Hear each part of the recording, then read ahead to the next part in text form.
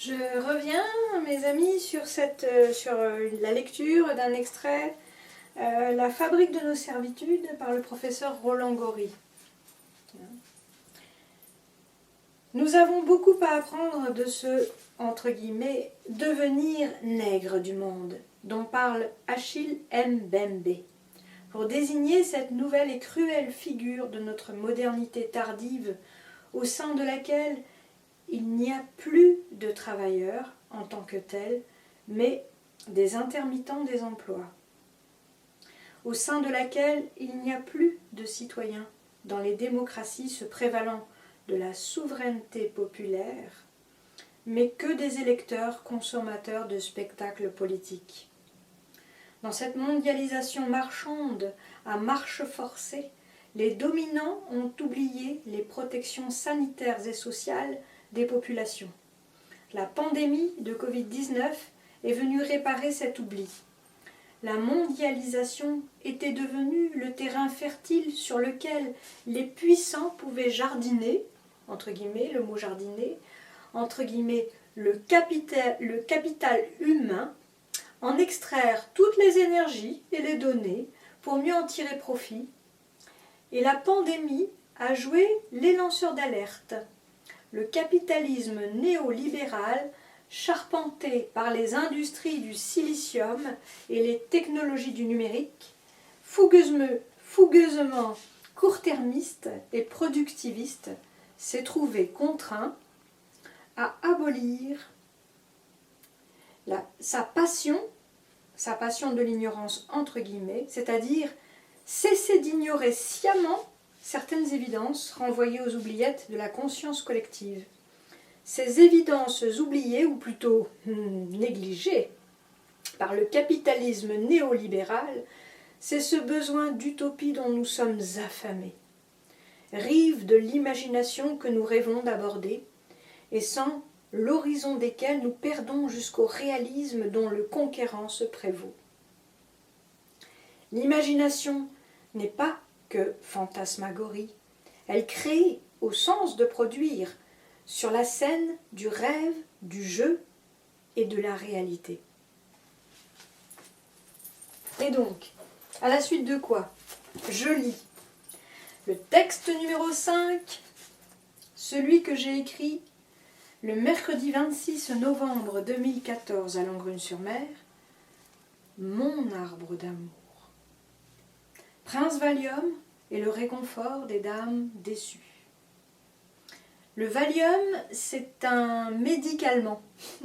C'est un traitement contre l'anxiété, la dépression, que certaines dames surmenées se voyaient prescrire.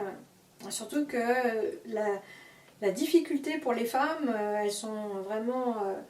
les mamans, même la mienne, était vraiment... ma mère qui travaillait, qui était enseignante, en plus elle était maman, elle travaillait énormément. Et elle avait beaucoup de soucis à gérer, comme beaucoup d'autres femmes. Et donc, c'est pour ça que j'ai choisi ce médicament et je l'ai appelé Prince Valium, pour dire que dans certains cas, il a été le réconfort des dames déçues. Elles s'endorment au bois dormant et vivent au jour le jour comme des somnambules. Ainsi vivons-nous, avec un côté pile et un côté façade. Pour sauver la face, que de produits hypnotiques devons-nous avaler? Encager l'oiseau, s'étourdir de distractions, qui en fin de compte n'apportent aucun réconfort. Fumée bleue ou grise, café noir, amer, liqueurs écœurantes, mauvais bonbons, fausse douceur, médicalement, deviennent comme indispensables pour blinder le coffre à jouets et à trésors. Tellement l'alcool, les drogues, et puis certains médicaments, voilà, pour enfoncer à l'intérieur tout ce qui s'anime en nous et qui pourtant nous rend vivants. Même si ça fait souffrir aussi. Hein. Tous les matins, les robots vont travailler, laissant l'humain somnolé, léthargique, sous-employé. Au chômage, et le meilleur de soi. Et quand je parle des robots, en fait ce sont les humains qui sont instrumentalisés et qui sont comme des robots. Et donc ce qui fait que quand on travaille comme un robot, le meilleur de soi est au chômage.